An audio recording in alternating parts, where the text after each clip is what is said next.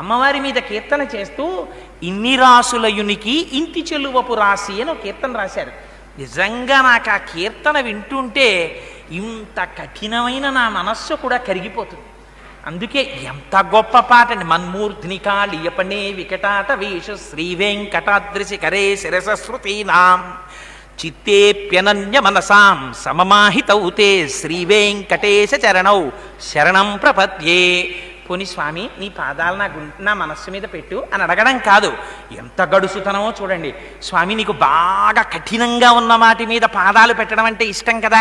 మన్మూర్ధిని కాళీయపణే, ఒకనాడు ఆ 100 పడగలున్నటువంటి కాళీయుడి యొక్క శిరస్సు మీదకి ఎక్కావు, తోక చేత్తో పట్టుకున్నావు. యమునా వీచి మృదంగ వజ్రములు మ్రోజం తీర గోపౌఘర్ష మనోజ్ఞధ్వనితంబు గేయము గజించత్కాళి తవ్యాళి రంగ మహాతరంగ తలంగునన్ పటుగతిన్ గంజాక్షు నిర్మర్దనాక్షము హుజ్జాత్మత భీమమై పరగది